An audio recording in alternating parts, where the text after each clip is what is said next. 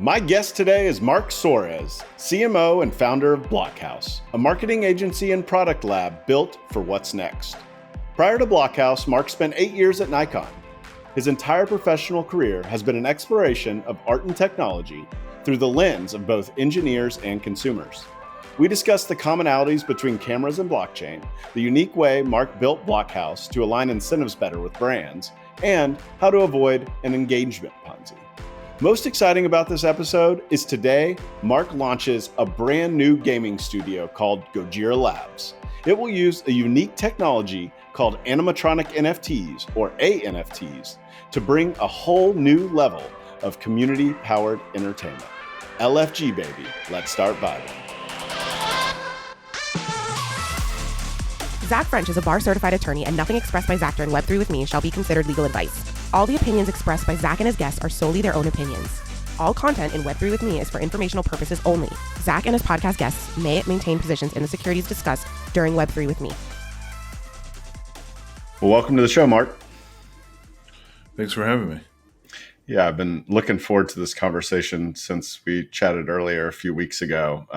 Seems like you have uncovered a part of Web3 that I didn't know existed, which is really rare, first of all, but also like really appreciate your thinking. I've been absorbing your writing recently and some of the other shows that you've been on. So I'm looking forward to breaking it down. But I always like to start by letting my audience get to know my guests, what makes them tick, what makes Mark Mark. So feel free to start wherever you want in your founding story. Well, I should say first, Zach, I really appreciate you having me on. It was great chatting with you. I guess it's been a couple of weeks. It feels weird in this space. You can never tell the time. But yeah, so a little bit about me. I guess I have always been a technologist. I love tech. I love art. I've always lived in that intersection of tech and art, and I've always also lived in between engineers and consumers. I was evaluating, what are the common patterns in my life, and that actually is one very strong common pattern where I have to take what engineers say, which I'm technical enough to, mostly understand, and then I communicate it to people who are not technical, who don't care to understand the inner workings of the technology. And then I realized, of course, that's marketing, right? Like as long as you're reaching the right user in the process, then you're effectively doing marketing. I've had a long career in marketing and in the consumer electronics space. I used to run marketing communications for a company called Nikon. I love the tools that allow you to make creative things or that empower you to be creative.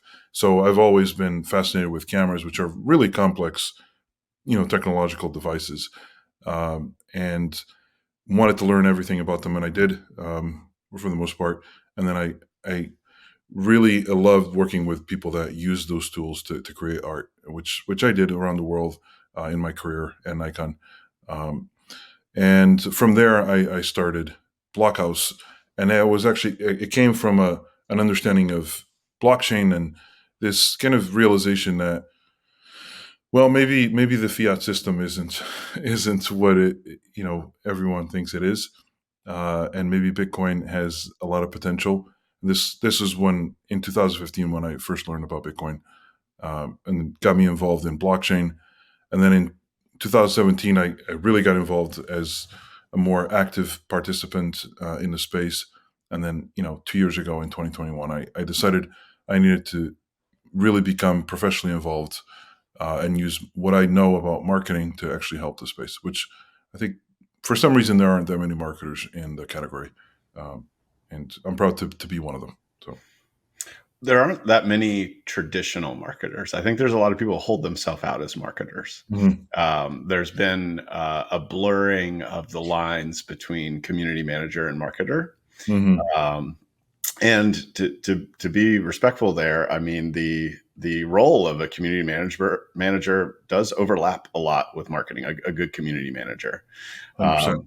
But I find it very, very interesting that you have been at the intersection of, communicating very technical things in a simple way for a wide audience, because I mean, maybe that's why I've been so excited about the show. That's what I've been trying to do. That's the message that I'm trying to convey through my guests, through their expertise, is that, there is a lot to learn here from a technical perspective, but you don't have, not everybody wants to learn it. Right.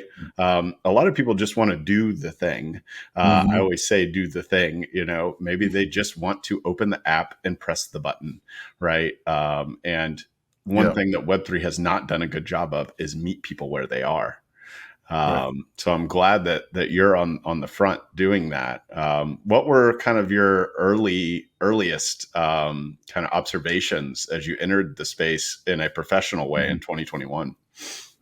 So, I mean, I carry some learnings from my career, and I have to say, and this is I'm not throwing shade at the engineers. I love engineers. I love the way they think, but I think engineers think that everyone thinks like them, and they don't. They really, truly do not. Engineers have a very unique view of the world, and they inherently understand technology, unlike the average person. And the reason why that's really important to be aware of is that an engineer has what I call the burden of knowledge. The engineer knows why you have to take 3 steps, because if you didn't take 3 steps, it would be maybe not as secure, right? And they've considered every possibility, right? But the user does not know that. But an engineer will look at it and say, well, of course, this is logical. You need to take these 3 steps because X, Y, and Z, right? But the user doesn't have that. And they'll never have that knowledge. And even if you share that knowledge with them, they'd be like, well, no, I just want it in 1 step. I get it, but I just want it in 1 step. And so I think it's kind of fascinating to see the 2 mindsets. And I've always found when you talk to engineers, they have this very clear perspective of what the technology does and what the limitations are, and they're totally comfortable with it. But a consumer or a user is unreasonable in their expectations. And, it's just like you lay out like a park or some type of venue with channels and roads, and people will just cut across it because people do what people do. They take the shortest path. Convenience is king. Yeah, exactly. So some of the things that I started to notice was in the category, there was a lack of certainly understanding of the technology, but also onboarding. There were so many friction points to onboard people to Web3 and blockchain. It's funny because we've gone from crypto to blockchain to Web3, all the different terms, right? And it's just really trying to package it to be more palatable for people that are not in the space. But I think the biggest hurdle for most entering the space has been the onboarding. It's been the realization of, well, why do I need a wallet? Why do I need to open up anything? Why can't I just use Facebook or Google, sign up and log in? And and what's the difference between me downloading an image and actually owning it? Those types of things are educational hurdles and also engineering hurdles as well. Yeah, well, it's easy. I mean, I think of my own journey, and my journey in terms of time really kind of coincides with yours, right around January, February of 2021. And my first interactions were with Nifty Gateway. And Nifty Gateway, you could, for all intents and purposes, sign in with Google. I think you just had to sign in with your email. You were able to use a credit card to purchase. And it made it frictionless to actually go buy. At the time, I didn't really know what it was, right? Like I knew it was called an NFT. I knew that a lot of people were making money selling, like buying and selling these things. And I knew that I really liked the idea that it allowed anybody to be an artist. Now I understand there's a balancing game there in the long term, but for the most part, to let people unlock their creative side and kind of, detach themselves from what would usually be a career determined by what corporate giant wants them to build something for them. I just love that. And it was frictionless at that point. But then what I was able to do is I was able to peel back the layers. And that's, April, May, small little bear market for the space. And I learned what MetaMask was. Mm-hmm. And then I was like, well, everybody needs to know what MetaMask is. So if you Right. look at my earliest educational video, it's like, this is how you download MetaMask. And Mm-hmm. this is what, once you have anything of meaningful value, you need to get this thing called a cold wallet and all this. And at the time, I think I was doing the best that was available. But now I look back at it and I'm like, it shouldn't be that hard. Right. Right. It really shouldn't be that hard. And nobody's going to want to do it if it is that hard.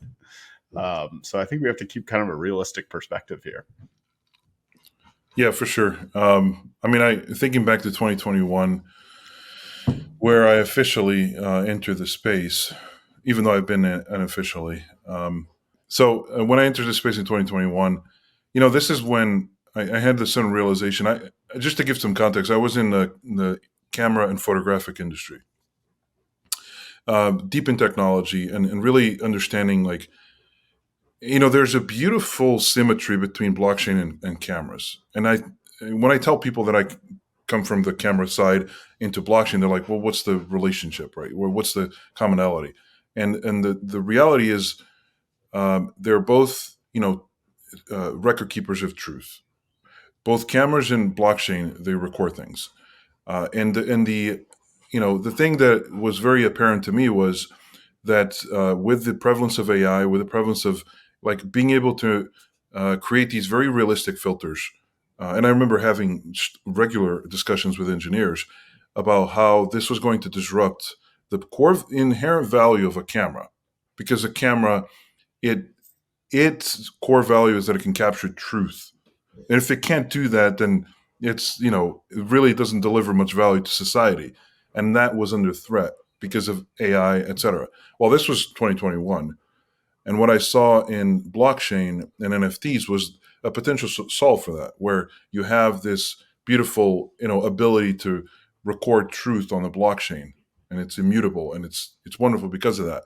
And I remember having a lot of discussions about, well, listen, you can take a photo and you can mint it as an NFT. You can do that. You can see, when it was created, and there's obviously hurdles to overcome. But to me, it seemed like such a beautiful combination of tech and art and also seemed essential to preserve the value of a whole industry. And it's actually one of the reasons, or probably the biggest reason, why I decided to shift over to blockchain was because I saw that potential. And that's when NFTs just took off. Like March 2021, April, they just went crazy. This is, yeah, Complete euphoria. yeah. So, I wonder, one of the different artistic spaces that has, I guess, been slower for adoption in the NFT space has been photography. I know that you have a long history with cameras and probably understand the mind of a photographer very well. What is it that has led to that friction? And then what is kind of the breakthrough? What are the trends that you see coming from the photography space? yeah, actually, I've often discussed this internally, and I have tons of photographer friends, and I know a lot of the globally recognized photographers. And there's a really good reason why they haven't adopted NFTs. The main reason is that because photographers are very good at selling their work digitally. When you talk to a photographer about selling a work, they already understand it as, I'm selling a license for my digital photo. That's, almost entirely their business model. But with NFTs, what we as a category did wrong is we didn't really make it clear that we made it clear that we were selling the actual object, but we didn't make it clear enough to photographers that we were selling license terms and what those were. And photographers, if you don't clarify that, they assume that they're giving their rights to the full image. And so they refuse to do that because, they have been accustomed to commercializing their own work and monetizing it. That's how they make a living. And so to them, selling an NFT was akin to selling the actual, what's called a raw file or the negative. And they couldn't do that because then how could they possibly monetize it? The big difference here in the qualifier was that with an NFT, you're not selling the negative. You're selling the painting, right? So it's like Picasso painted this piece. You're selling the work. You can exhibit it at home, right? That's that's your right because you own the piece, or you can open a gallery and exhibit it there. But you certainly cannot make a T-shirt or a coffee mug and put the picture there. You Mhm. don't have the commercial rights for the image. So I know it sounds like a nuance, but really, had the main platforms, defined that, photographers would have flooded in.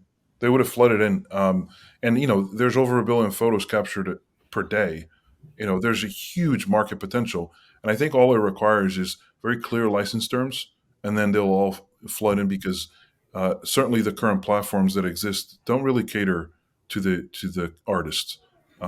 They get very, very little compensation for their work. So No, they don't. And it sounds like, if I could summarize there, you've got a sophisticated creator in photographers, and hmm that they actually understood a lot of what other digital artists that have been in this space have had to learn on the fly, which is, how hmm do I manage IP rights and yep, copyright around my images, around my work. Um, but then on the other side, you've got the ability, if done correctly, to manage those immutably on the blockchain. hmm There are now services and companies that can incorporate terms of service yep, or IP rights into the smart contract that is connected to the work. Now, whether or not people will observe those and how they will enforce those, I think is still a big question. But before, if you talk to like the PFP communities and stuff like that, they'd have terms of service on their website, hmm and those really, like, legally were kind of a gray area of like, what, okay, this is when I'm minting, maybe these are tied to minting, but when I buy it on the secondary market at hmm OpenSea or what have you, there's nothing here that redirects me back to the website to make me affirm that I agree to these terms, hmm right? Which is kind of what's required. Have you, without going on too deep of a tangent, have you explored any of these different services that are actually putting terms of service on the blockchain? I have, and I usually look at the metadata as well to because some of them just put it in the metadata, which Mm-hmm. is I guess better than nothing. But I firmly believe that the next Getty Images and Nat Geo kind of platform is going to be built on Web3, and either it's created by these incumbent mega platforms, or they will be seriously threatened, because there's a gigantic benefit for artists through the royalty process to sell their work directly, get royalties, which is why a lot of artists got onboarded to blockchain in the first place, was this promise of royalties, which photographers, by the way, have always been accustomed to, right? Because you use the work, you get royalties. So to them, it's like, well, why are you guys getting all excited about this? We have it. We don't make that much because the platforms are taking a big chunk of it. We see pennies of it, but it exists. So, but the I think the usage rights, the licensing, a platform that defines it and allows artists to instantly mint a photo as an NFT, and then sell it and have royalties built in, and also have license terms built in with which region you want to use, what kind of commercial terms you want to use it for, as kind of for the user when they're buying the NFT to select. I think it would be very successful, and it's what's needed in order to onboard that massive user base that's just dying to get into it, but they can't because you haven't made it clear. So, Yeah. Yeah. um, yeah. So there's room for improvement there. Yeah, definitely. And I mean, I think these are the types of things that are getting built right now, hmm because the people that are still in this space, look, there's still a small amount of speculators, but for the most part, the people that I talk to day in and day out, and I'm sure you talk to at ETH Denver and all the conferences, and they're here building stuff that's going to help make this a more legitimate, safe, less technical, frictionless space to participate in. And those are the types of solutions that they need to build. Yeah, Um, 100%. I want to switch gears a little bit. I want to learn a little bit more about Blokhaus, the inspiration for Blokhaus, and your journey so far in these past 2 years. So yeah, tell me a little bit more about it. So, I mean, as somebody who is tasked with managing, I've been managing brands for a while, and I was managing the consumer electronics brands, and I had a lot of experience with agencies. And so the difference between like a Web 2 brand and a Web 3 brand is well, there's many differences, but primarily the speed of development is really is fairly insane. People don't believe it, and until they actually experience it, it's unbelievable.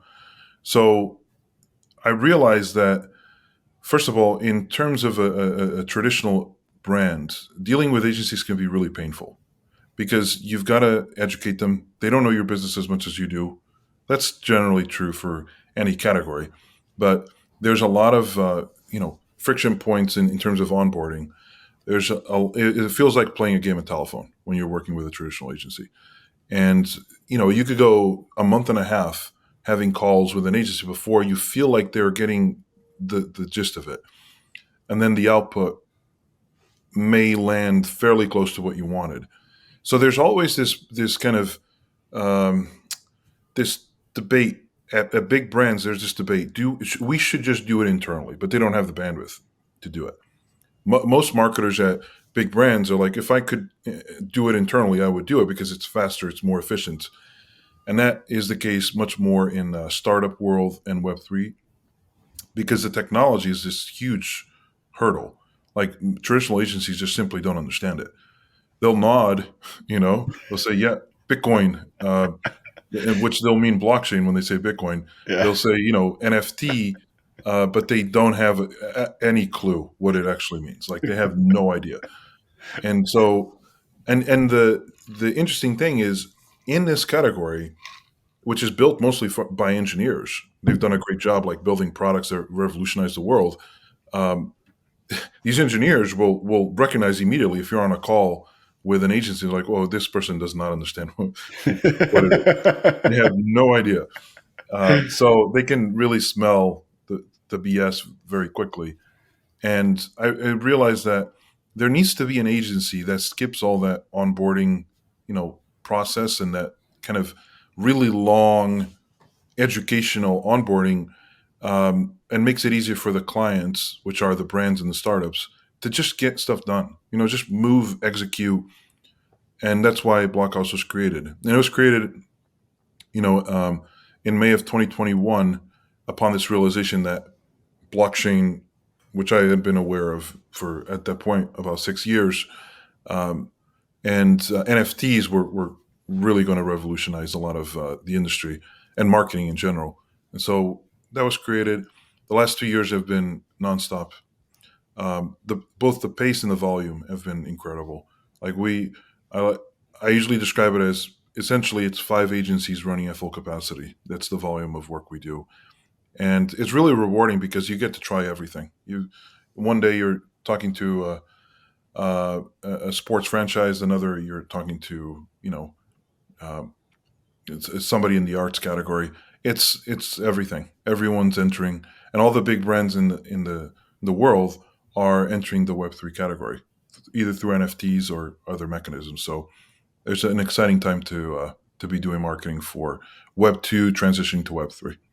So how have you strategically gotten rid of and or reduced the amount of friction in the onboarding process that allows people to communicate at a level efficiently and not, create all this kind of adversarial back and forth between agencies and clients?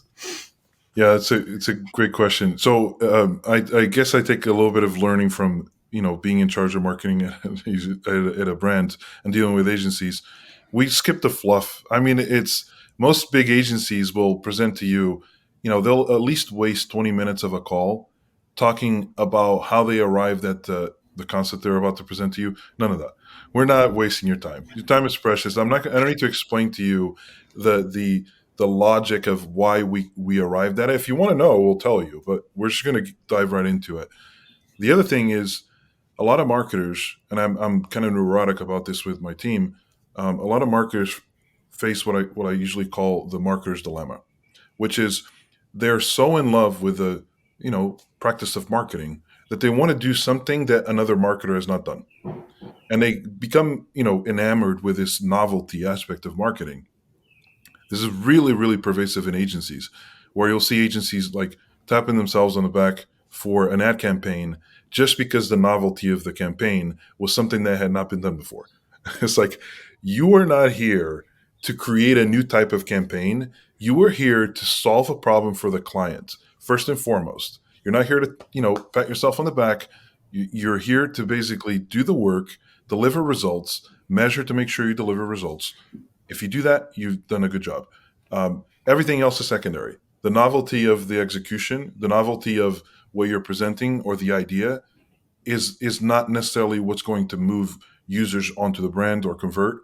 You need to, put the client first and foremost. So that's, I think, another ethos I've tried to instill into the team, because it's very easy for a marketer to just go off and do something that they're enamored with because it's different. Nobody's ever tried it. By the way, engineers fall into that trap too. I can't tell you how many times I've spoken to engineers and they're like, this product has never been built before. Well, maybe there's a reason why it hasn't been built before. That's the first question you're asking. Yeah, exactly. I love that. It's like, it's almost, and I've fallen victim to that. Like this is definitely not unique to certain people. But I guess at the end of the day, when you evaluate it, it's kind of an ego stroke, right? To say, I came up with the thing that's never been done. And you might get misplaced validation from a client because they've never seen it before. So they might get caught up in the novelty of it. But when the results come back and you're looking at engagement metrics and you're like, why didn't that work? Right. It probably has nothing to do with the novelty and has everything to do with you're not connecting with your core audience, right? And providing a path for them to engage with your brand in some way, right? Yeah, 100%. And the thing that's kind of pervasive about this, and it's really important for agencies not to fall victim to it, is that it takes time away from the clients. Every minute you spend promoting the concept that you have. I mean, I'll be honest, I've been in meetings with agencies on the client side where I'm being pitched, concepts. And we go through the concept and then I'm pitched the results. And it's like, well, this is you are basically promoting the fact you have this novel idea more than the product itself. The product is not even secondary, it's tertiary. That is not the role of an agency. The role of an agency is understand the product and the brands as well as the client as much as you can. Of course, the client usually has more information, but it is your job to onboard yourself. If you don't care about the category or the product, you shouldn't be marketing it. Like, don't market something you're not passionate about, first of all, right? So if you're passionate about the category, which is why we focus in emerging tech and blockchain, learn it, understand it. So you get on a call. You don't have to be taught NFTs and blockchain and the genesis of all of this and why it will change the world. You're on the same page, right? You're passionate about it. Then help them build campaigns and products that will actually onboard users. And don't do it for your own sake. Do it for the client's sake. They're the ones that are, paying you to do this. So, yeah, that's the whole mindset behind Blokhaus. I love that, and I like that you just kind of cut through the bullshit, right? And really get at the root of what you're offering, because at the end of the day, people want a solution, right? The process is beautiful, maybe to you and your team internally, but as long as the client is happy with the solution that you're proposing, that's great. Are there any other kind of maybe culture-based or value-based initiatives internally at Blokhaus that allows you to operate so efficiently and so quickly? Yeah, so we have a fairly small team. We're about 30, and we're all global. So we're fully decentralized. There's no main office. So I think that usually poses a challenge for a lot of companies. There's this debate of, can you build culture in a decentralized way or a remote way? And I think you can absolutely do that as long as you empower people. People need autonomy to deliver their best results. They need to trust. If you trust them enough to hire them, you should trust them enough to do the job. And I think that kind of culture is part of Blokhaus, where there's enough trust in everyone's abilities to do the work that they deliver above and beyond. And because everyone started roughly around the same time, there is this kind of sense of unity that allows people to be very, there's no politics. I know everyone says that, but trust me, there's no politics at Blokhaus. Like, you can't hurt somebody's feelings. It's just you say how it is, and it's fine. People move on, and they just use the feedback to build their best work. It's a rather amazing thing to have a team of creatives and technologists really without ego. And I mean that. And if you want to challenge me on it, I'll introduce you to everyone in the agency, and you'll see it for yourself. There is no ego at Blockhouse, and it's not because I, you know, uh, enforce that. It's just there just isn't. Everyone works really closely together, even though they're very, very far apart. So That's amazing. I find that I've been going on this kind of tangent in my life with a recent book published by a guy named Tim Urban. It's a self-help book for society. Is the subtitle, and he talks about this high rung versus low rung thinking, and how right now most of society is caught up in low rung thinking, which is, the echo chambers of the world and the group think and almost demonizing people that disagree with you.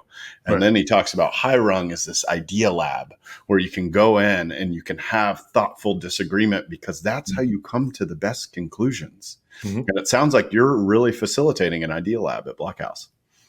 Yeah, yeah, absolutely. Everyone can chime in, disagree, and then the resilience of a team is actually measured by how many times you can disagree and not have people be offended.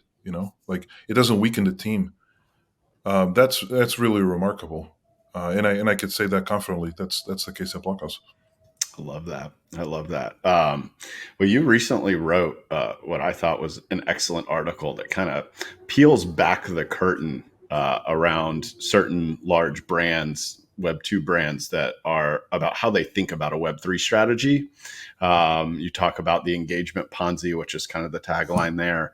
But really, the masterful part of it is that, think short-term thinking versus long-term thinking, in my opinion, right? And like what you have to do in order to actually facilitate a long-term Web3 strategy inside the company. I'd love for you to expand on exactly how that like works within these companies, because I think it would be very helpful for people to know, like, it's not just marketing, right? It goes so far beyond marketing in an ad campaign. Oh, 100%. So, in 2021 and 2021 primarily, I probably spoke to every sports franchise out there. And I spoke to a lot of big brands. All their whole teams were certainly looking at the NFT space, right? And saying, how can we get into that? So I have a lot of insight into the psychology of what they were getting into and also the hurdles that they face. And take a brand like Coca-Cola, and I'm not, singling them out, just using them as the standard example because they're one of the world's biggest brands and greatest brands. A brand like that, in order to enter NFTs, they have to make a decision because an NFT is a product, and it's not a short-term product. It is a long-term product. And so the discussion is, okay, well, there's this new thing called NFTs. We can make them, we can sell them. They're unique digital assets that people can buy. They get to own them, and maybe it unlocks things in the future. But here's the rub, right? Coca-Cola is a massive IP holder of the brand and every asset it could create. So anything with the brands is part of its IP. It is going to require the IP team or anyone on the legal side to enter the conversation. So you've got the legal team that enters the room. You've got the chief revenue officer that enters the room because the chief revenue officer probably thought, hey, maybe we can sell digital assets. And absolutely they could, right? Yeah. So now you've got the chief revenue officer, you've got the legal team. The legal team is there because of legalities, the T's and C's, but also the IP rights. And what exactly are we giving up, right? Because that's the question they're going to say, well, what exactly do they own when they buy the NFT? That needs to be qualified. Then you've got the marketing team because it becomes a brand thing, right? So it's a big deal. Coca-Cola is entering the NFT space, right? Which blockchain are they going to use? Is it an energy efficient blockchain or not, right? So is it proof of stake? Is it proof of work? What exactly are you going to do about the negative publicity that may come from it? And that means the communications team enters the room because the communications team is going to be like, whoa, whoa, whoa. How many complaints are we going to get on social media? How many, bad articles I'm going to have to counter with briefing journalists because it's a big deal. So they're in the room, right? Then you've got God knows how many agencies that they use to help them along. And then at the end of the day, everyone looks at each other like, okay, we're really going to do this? Yes, we're going to do it. Okay, who's going to create the assets? Oh, interesting. We need assets, right? What kind of assets? Well, they could be images, they could be videos, they could be animations, they could be 3D assets, it could be games. Like, what is it? And then everyone looks at the marketing team because the marketing team makes ad campaigns all day long, right? They're like, hey, you guys know how to do this stuff. And the marketing team's like, well, yeah, we could do it. We'll make some really cool, assets. But here's the thing: the marketing team is prepared to create campaigns. These are focused, production runs. Producing videos and assets is not easy. Like, you do have to go through a very rigorous legal process, make sure you got usage rights and everything, like we spoke about early on the discussion. So the marketing team says, yeah, let's do it. We'll get the first, round of assets prepared. Now, here's the thing. An NFT is forever, right?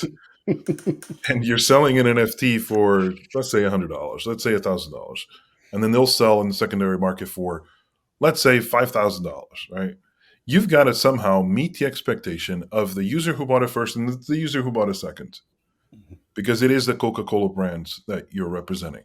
And now you've just entered what I call the engagement ponzi, because what the user wants is either some type of value or some type of utility. And you could think of them as the same. Utility is value, and the most basic form of utility is entertainment. Now, the marketing team of most big brands can produce assets that will really be beautiful and engaging, and probably worth quite a bit, but they can't do it forever. And certainly they're not set up to just produce every month just a run of NFTs and additional content.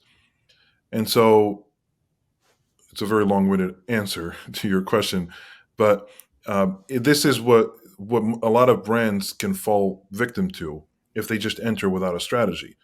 And the solution is fairly straightforward. The solution is think long-term from an architecture standpoint and realize that there is no brand, and I really mean that, there's no brand in the world that can meet the exponential expectations of its user base that's entering a Web3 category without the support of the community itself. It simply does not work. It does not scale. The beauty of decentralization, it's everyone's participating and it scales in that sense. A brand that enters the space needs to first and foremost create these communal areas where the community can entertain themselves. That provides a baseline value for anyone entering the engagement, and then it's manageable. Without that, you've already lost. Like, trust me, you may not know it, but you cannot keep up the engagement Ponzi. It's not sustainable. And by the way, producing assets from a marketing standpoint is not cheap. Whatever, revenue you generate from sales of NFTs, you'll quickly burn in making videos, making, special activations, etc. So it is vital to have the community engagement part of it, whether it's through a forum, whether it's through Discord connectivity, what have you, in order to make it sustainable. So. Yeah, it's very beautifully put. It's one of the differences that you'll see between Web3 communities that last, whether it's around an artist or a PFP collection or a Web2 brand that has entered the space, is that it's self-sustaining. Mm-hmm. I've experienced that a little bit in Zen Academy, having joined Zen Academy, where there's just the right amount of hands-on from the people that are leading the brand or leading the community to allow the community to take it off in their own little tangent and create, founder sides and, people that are still trading NFTs. There's still plenty of people doing that. And there's people that are trying to boost their social media game because they want to become more of an influencer because they realize that they can add more value if they've got more followers, right? And all these little self-sustaining parts of the community are just being facilitated by the overall Zen Academy team. And I know that you have some unique thoughts about community powered entertainment and what that might look like from a game perspective. And as we are publishing this, I know that you're going to be having a big announcement. So I'm going to let you kind of tell us a little bit about it, what you are working on and launching. And Yeah. yeah, that'd be great. So I think this kind of realization that NFTs need inherent community support, which I think most in Web3 understands, right? And most successful artists that have created NFTs and really been successful in the space have built communities first. That is inherent to the spirit of Web3. And that realization led me and the team to kind of really focus on gaming, because gaming is the richest form of community entertainment or interaction, right? So if you're going to build these common areas where people can go in and interact with each other, if you have some gamified aspects of it, then they'll really entertain each other, and they can, you know, uh, maybe play multiplayer games against each other. And that kind of realization led us to essentially launching what we're launching uh, actually today when the episode goes live. It's a new division called Gojira Labs, which is dedicated to game. It's a game studio that builds Web3 games. Now, here's the thing: with Gojira Labs, we are not bringing NFTs to games, which a lot of people have tried. It doesn't work. Continue to try. Yeah. Yeah, and they continue to try. We are bringing games to NFTs. It's a big difference. A lot of the gaming space, which I am a big believer that gamers stand to gain the most from Web3 and in this decentralized ethos and ownership of their digital assets. But they're rightly so tired of being monetized. Okay, they've gone through every monetization scheme there is, and now they see NFTs and they think, okay, so you just want to monetize me further, right? It's just a new way to monetize me. Like I don't want that. I already buy your gold. I don't want that. Exactly. So, in the case of Gojira Labs and the game that we're building, which is very exciting, we're actually bringing utility and entertainment to the most popular PFP NFT collections. And it's through something that we've incubated in house called an animatronic NFT. And I'm very, very proud and excited about it because you think of a PFP NFT, and I'll use a Bored Ape as an example. A holder of a Bored Ape has this thing to, they can show it off, and it's an amazing piece of IP. I'm not detracting from it at all, but it is static, right? With animatronic NFTs, an owner of a Bored Ape will be able to spawn an animatronic NFT, and only they can spawn their animatronic NFT, and it'll carry the same traits from the metadata. And the beauty is that our technology allows you to build out the full character. We have this skeletal structure that we call Guji, which is this gooey kind of skeleton. It's very cool. You'll see the assets when we go live, but it's a very flexible skeletal structure that extrapolates the rest of the character, right? And fairly accurately, I'll say. And it allows you to actually have mobility of the NFT. So what you end up with is an animatronic NFT that's associated with the NFT itself, but it's a full body version of it, and it's designed so that in the game engine it will actually build out and it will be something that you can animate and something that you can actually use. So all that to say, the PFP collections are about to get a lot more interesting because we're going to have, a Bored Ape fight a punk. That's going to happen. Like it needs to happen, and we're the ones who are going to bring it to life with the product that we're building. So we're very excited about that. I love that. I love that. And so I guess you're giving people the ability to one of the big driving factors in PFPs is that people are considering it part of their identity. Mm-hmm. right? They see themselves as their Bored Ape or their Dead Fella or their Crypto Bean. Those are these cute little guys right here in my background, because of whether it's the community or the characteristics around it. Like I have a Dead Fella that has a vest, right? And I consider myself a tech bro, right? Like I fully embrace that. And that's why I picked that one. And so there's just certain aspects that people use around the identity layer, but then you're taking it a step further and you're saying, hey, if you really want to be this person, you should be able to be an avatar of that person and customize it to an extent that truly reflects who you are. It honestly reminds me of the one game that I've been able to sustain playing on Oculus, which is mini golf. Because of the social aspect. I can play with my friends in New York, LA, and Miami at the same time. Right. And I can tell when they bend over, when they just missed a shot, or when they jump up in the air, when they made a great shot. And you're doing the game, but really I'm there because I'm hanging out with my friends. Right. Exactly. And that's community powered entertainment, in my opinion. So where will people be using these characters? Are you also creating that, or are you relying on partnerships or integrations, or how's that going to work? So at the launch, we're launching one game, which is a running game, but we do have other game concepts in the pipeline. We do want to hear from anyone who wants to partner and integrate, because I think it needs to scale. And so we would love to collaborate with others. That's for sure. But at the start, we're hoping to, first of all these PFP communities have great communities. All these PFP projects have great communities. That's one thing they've done really well, is foster the sense of community, the successful projects at least. And the beauty of it is that they're like sports teams. They're very tribal. They've got their own ethos, and you love it, right? They're their own little ecosystems. Well, guess what? I want to pit each ecosystem against the other in a playful, really fun way. I want to see which ecosystem, ranks highest in the scoreboard. There is this inherent desire to utilize the community and the NFTs themselves to get some entertainment out of it. And I think we'll be able to do that with the game that we're building. And very critically, the wonderful thing about animatronic NFTs is once you spawn it, you could use it in many different games. It's not like it's just specific to that game.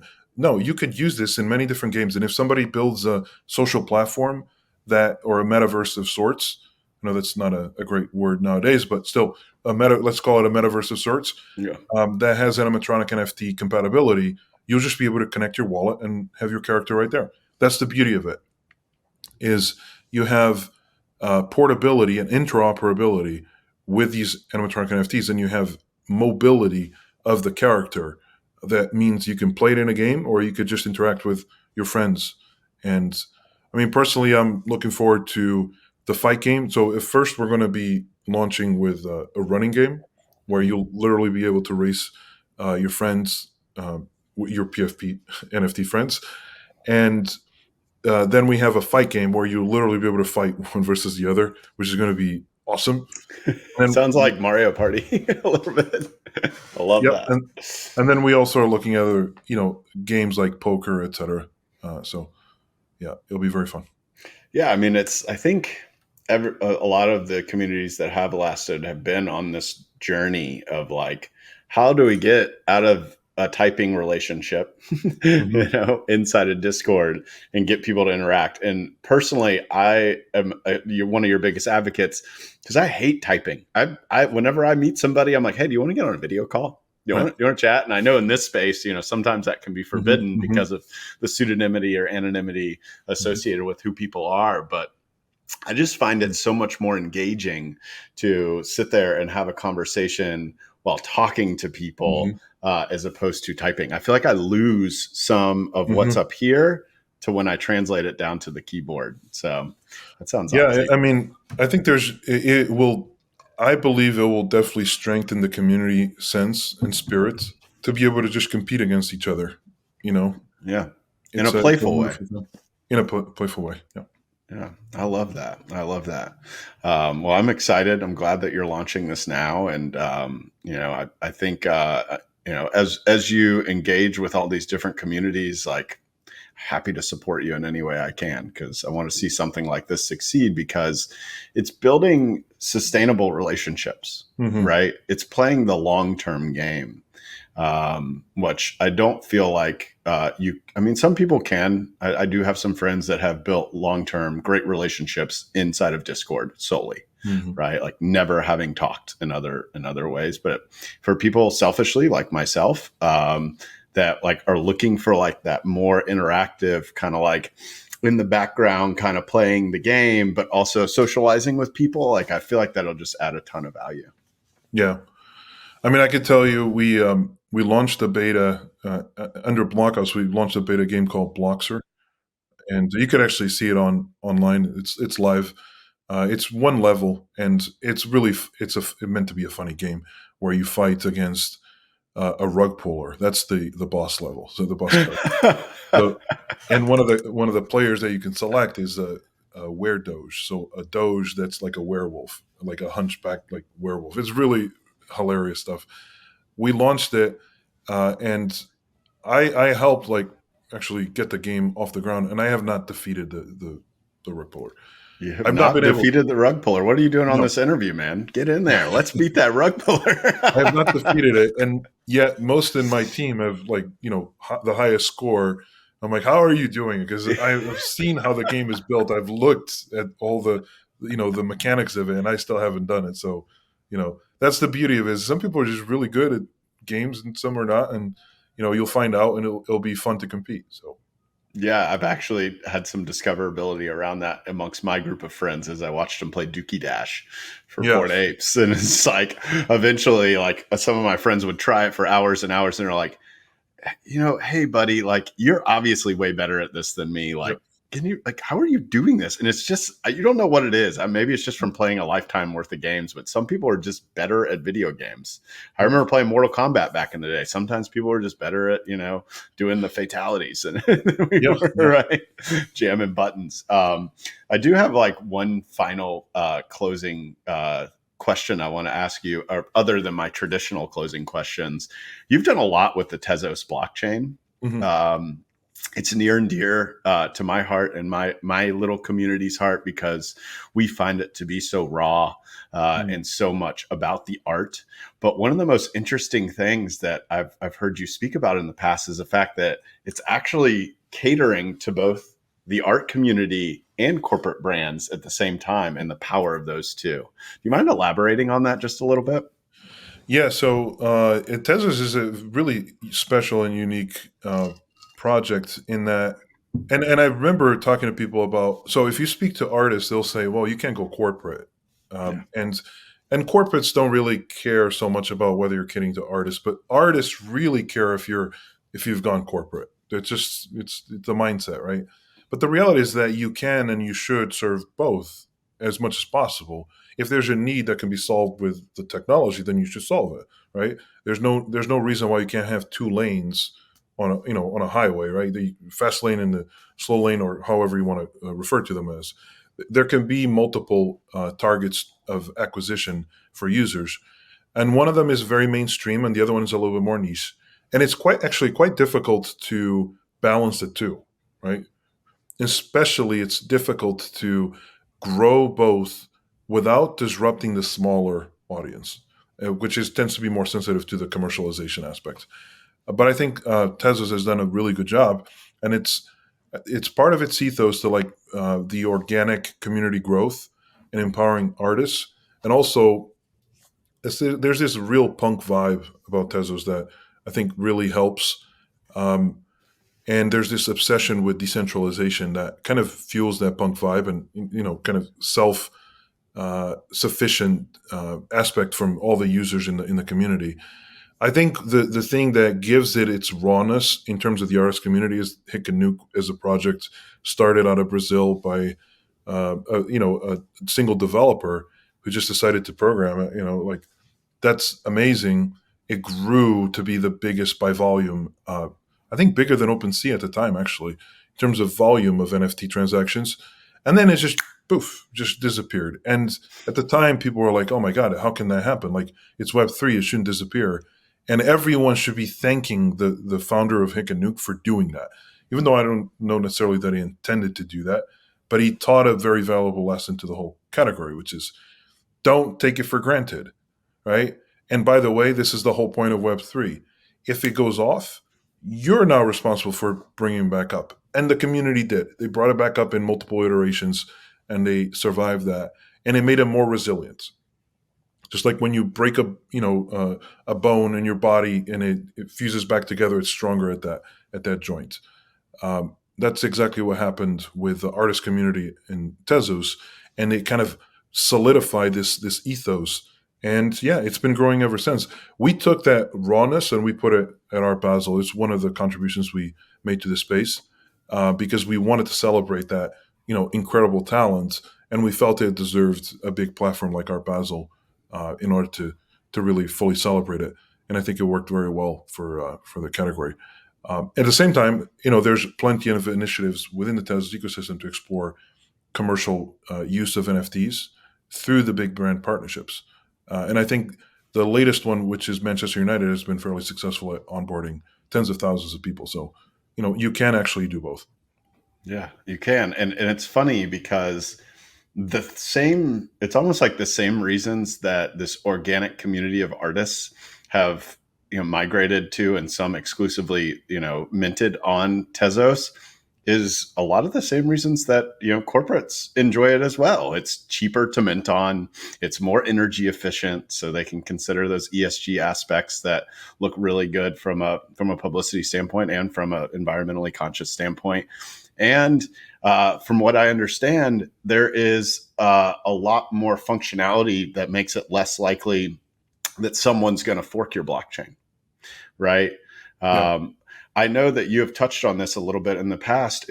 What specific aspects of Tezos make it like less likely to be forked? So the Tezos is known as the blockchain that can evolve. It's its core value prop is that looking at Ethereum and Bitcoin and how many forks they've experienced, Tezos has a built-in mechanism that allows decentralized coordination to submit proposals to upgrade the software, the actual protocol itself, and any aspect of the protocol itself. It's not limited. So it sounds a little bit crazy to say, but technically somebody could submit a proposal that kills the blockchain, like shuts it off. It's completely possible.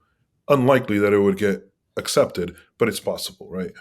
And that's the wonderful thing about the way it's designed, is it effectively has a governance mechanism that the validators of the network can vote on certain software upgrades. And once they agree to proceed with, or they can of course reject it, but if they agree to proceed, then it gets automatically deployed. Each cycle is about 3 months. So Tezos has upgraded, I believe, 11 times, and it's going through its next upgrade very, very soon. And yeah, that's just part of the mechanism. It's what makes it really special and resilient, is that it can upgrade itself roughly every 3 months.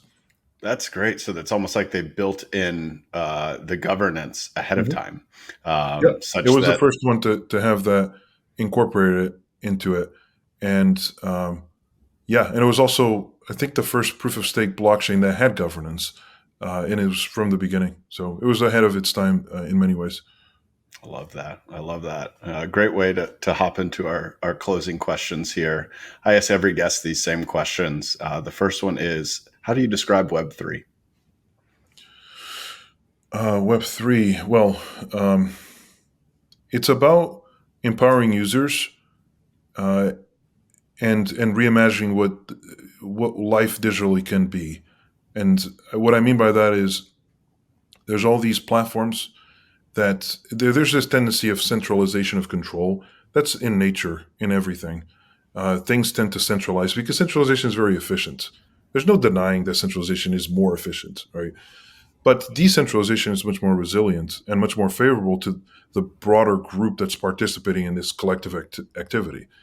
And so it's this effort of balancing out the power between the platforms, the incumbent platforms in the digital landscape that we have currently, and that tend to emerge with the users.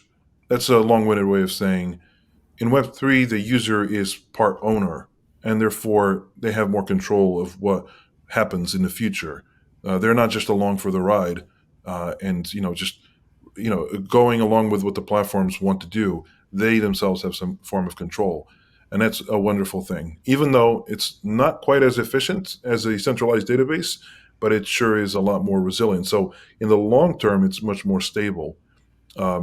Ironically enough, even though it's a category that's known for sometimes being volatile, it's actually much more stable in the long term.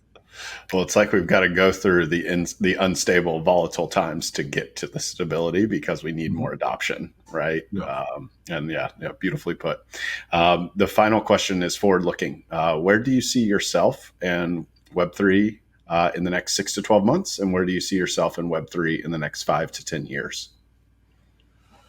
So I always caution people to try to forecast beyond 6 months in this category because it's kind of playing Russian roulette almost. And so there is an inherent unpredictability. And it's not because of the category, by the way. It's because of the way governments and just society is reacting to the category itself. So there's different parameters that change. So I guess my hope, I'm not saying this is going to happen because, again, there's an unpredictability aspect. But I hope that in, let's say, 12 months, there will be more stability and clarity from a regulatory standpoint, so that everyone knows the ground rules that we're playing with. And I think we will see that. And I also think that we'll see massive adoption from a gaming standpoint. I think 2023 and 2024 will be massive for onboarding gamers into the category. And I'm hoping to be part of that. On top of that, for 5 to 10 years, I hope to be able to look back on these early days and feel like I've contributed as well as my team has contributed positively to the adoption in the space. And that means onboarding users, educating them. And certainly in 10 years, I would feel very fortunate if I'm still working with brands to package their beautiful products and explain it to users in a easy to understand, not necessarily engineering specific way. So. Well, I'm excited to see what you build in the future because you're focused on such a key aspect of seeing this and any new technology, frankly, that comes out. Because, one of the things we forget about in Web3 is that it's simply supposed to be the third iteration of the web. Mm-hmm. I think blockchain and having a system of record and ownership are a big part of creating the term for people to understand. But at the end of the day, it's like, how are we creating the third iteration of the internet? And will this be the backbone of it?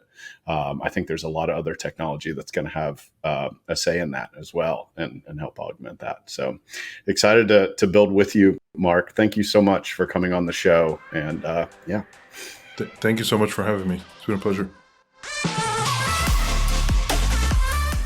Thanks for tuning in to Web3 with me. If you enjoyed the show and want to help us grow, please hit the subscribe button on YouTube or leave us a review on Apple Podcasts or Spotify. If you want to connect with me personally, you can find me on Twitter @Zach_French_.